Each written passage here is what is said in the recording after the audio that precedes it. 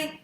So I wanted to, I was driving yesterday, not yesterday, last week, and I thought about making a video just about making time for working out and how hard it can be to actually get into a routine um, of doing something for your body and for your mind, how hard it can be to start something new. And I know that I always think, particularly moms, because I'm a mom, but I know just really anybody can have a hard time making time for themselves. So I was thinking about it and I was wanting to make a little video to address this and talk about it and give my tips for how to make it happen, make that change and really pull something life-changing into your routine. And then I heard from the beautiful Carla asking for a video about this topic, and well, that was just perfection, right? 2 days later, she asked for the topic, and I thought, well, gotta get that going, gotta address this and make a video on it. So here are my tips. I've got 5 tips for you that I would say are instrumental and pretty important and can really influence and change everything. If you're trying to make time for yourself, if you find that you want to work out, but you're just not getting quite there. So I think the first and number one thing is protect your time. So you have to find a time within your day and really take time, like give this its credence. Think about your day and find the place where you can make your workout have a home so that it's not gonna change every day. I know that works, like sometimes it works and we're just getting it in where we can get it in. And if that works for you, go with it. But if you're finding that you can't get things in and you're not being consistent, you need to find one time. And that needs to be protected. It needs to be no matter what happens, I'm getting this time in for myself. It needs to be protected. And so you guys know that I take that time really early in the morning. So I get up super early at 4:30, and I'm not saying that anybody else needs to get up at 4:30, but I think that for me, I know beyond any doubt that taking time for myself in my life to get grounded, to meditate, to listen to my body, to take care of my body by flowing through the Pilates movements, to organize my day, taking that time for myself to get situated gives back to me tenfold. There's really no comparison. So I say find one time, whether that is just before bed, whether that is after you put a load of laundry in, whether that's right when you get off of work, whether that is waking up crazy early, whatever, right after you drop your kids off at school, whatever it is, find a time, really review your schedule, find a time, make that time the home of your self-care. You know, we have self-care that we can kind of embed into our lives in a lot of different ways, but this kind, like for a movement routine and for working out, find a home for it. And the next reasons are going to, the next few things on my list too are going to lend to that, why it's important to have one particular time. But the next one I would like to say, I think that is the most important is really know your why.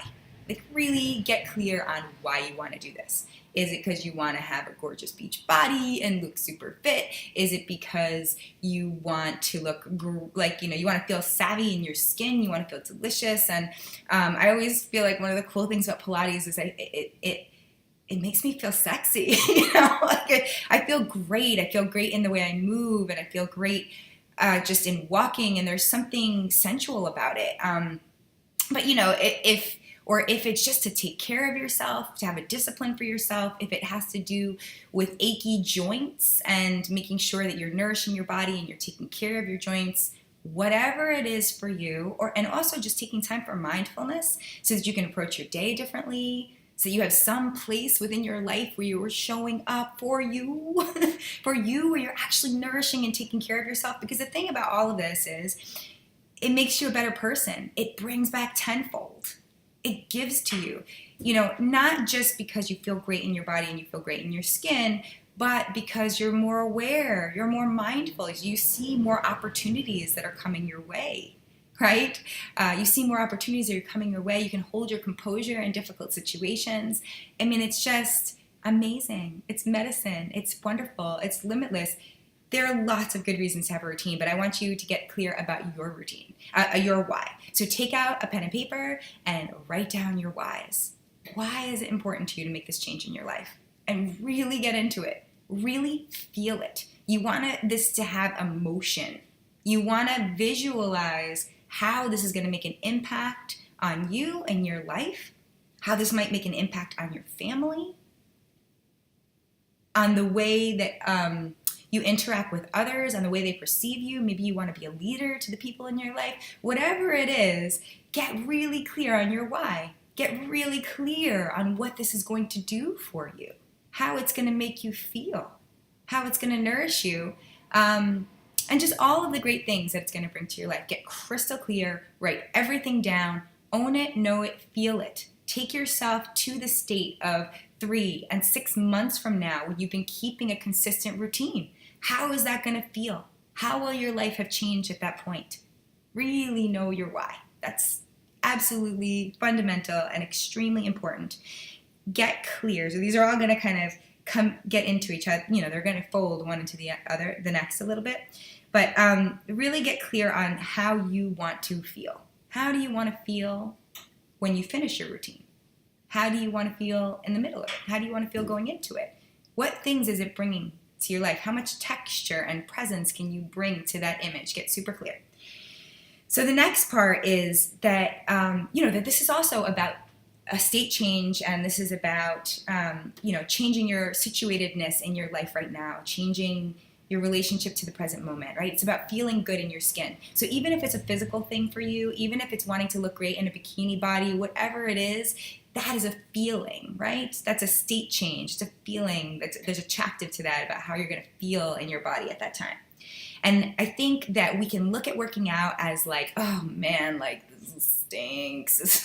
It's 5 a.m. and I'm moving my body and this is super terrible and I don't want to move my muscles like this. Yeah, I could feel like that getting into it. But that part is really going to decrease over time. I mean, it really feels like that only in the beginning. And then after that point, it should just be feeling good. And part of that feeling good is because you're moving your body. And part of that feeling good is also the fact that you're doing something great for yourself and you're kind of becoming what you want, right? You are giving yourself this thing that you want, right? And that's a beautiful thing. So that feels good.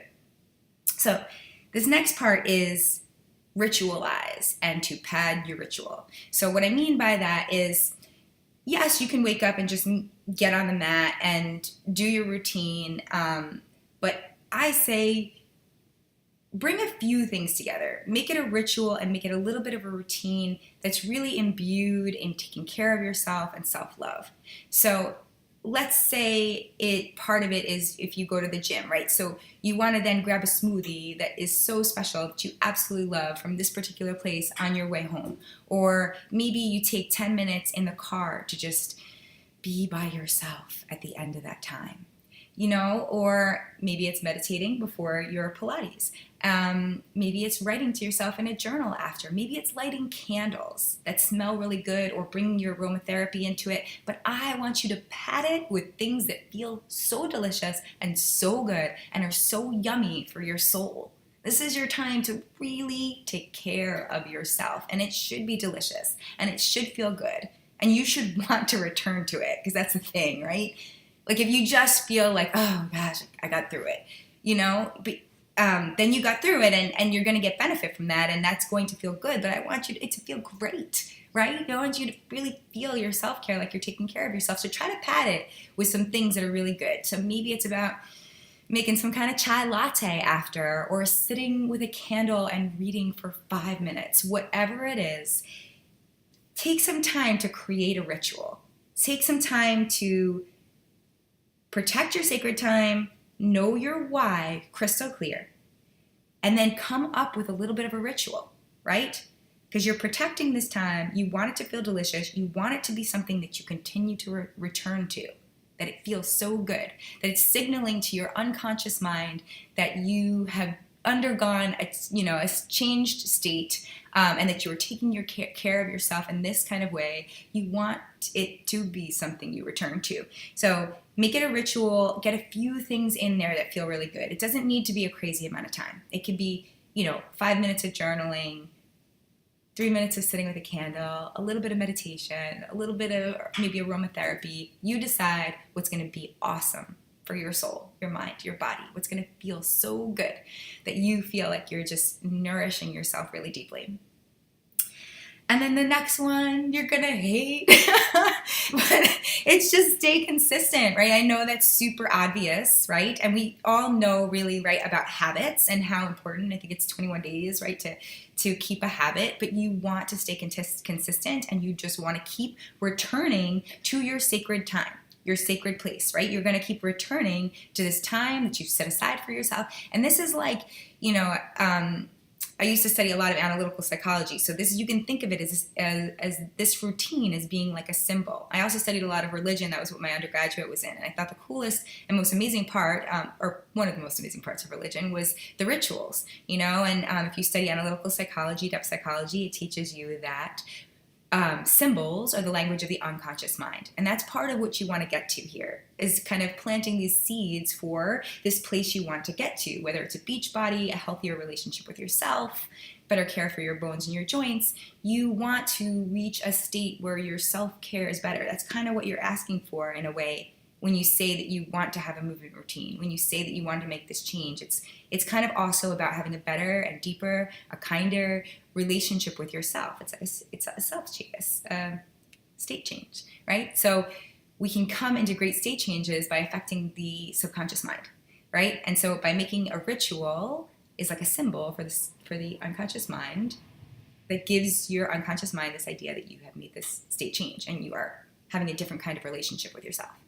All right, so it's protecting your time and knowing your why, padding your ritual with things that are so yummy for you. Maybe it's a salt scrub after your bath or whatever. Maybe it's, kind of rubbing some essential oils, and staying consistent. Just keep returning to it. Because if you drop out early on, or if you don't stay consistent, then you're not going to feel the full benefits of this thing that you're putting so much work into, right?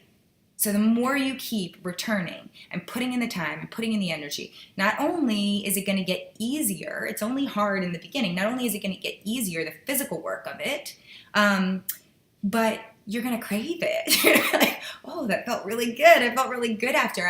I know you want to notice the change. So I promise you, if you stay super consistent, for 21 days or a month or whatever, you want to be able to have that point that you can look back on to say, okay, this was worth it. I feel really, really good.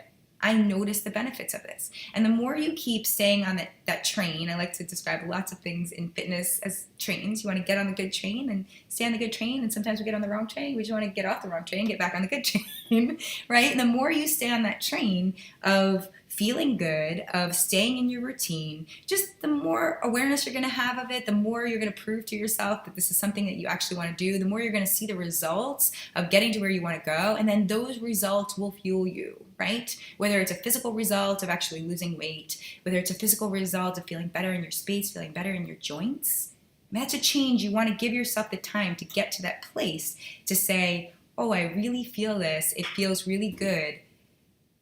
I'm never going back, And I've been doing Pilates for a long time, and I haven't really, I've stayed with it, because it feels great, because it feels really awesome.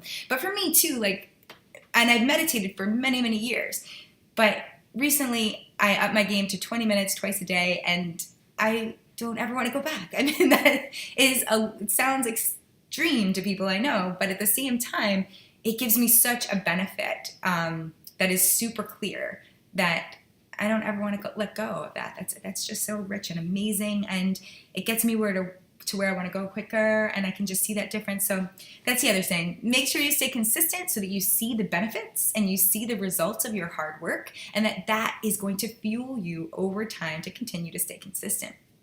Plus, it's just getting you to where you want to go. And then my last tidbit I have here is to have a buddy. I mean, I think that having a buddy on your journey, if you can, and maybe you're a loner and that doesn't appeal to you, and that's totally fine. But I just know for a lot of people that having a buddy is just a nice part of it. So that if you have, you know, in my program, for example, if you have somebody that you're friends with that's also doing it, and you can check in later and be like, oh, what did you think of that one? You know, or what did you think of that workout? Or if you just have somebody that you can talk to about it. You know, I think anytime we're trying to go from one state to the other, we want to have community around that change, right? So even if it's you have a business, you're trying to grow the business, it's really helpful to have other people who are on the journey of growing a business with you or have already grown a business, because they can help you. It just helps to keep the game going. It helps to keep excited. It helps to get ideas. So I definitely, that would be another tidbit or piece of advice for sure, is try to have a buddy around it. Do it with a partner so that you can laugh at each other and that you can keep each other motivated, and you know somebody else knows if you didn't do it.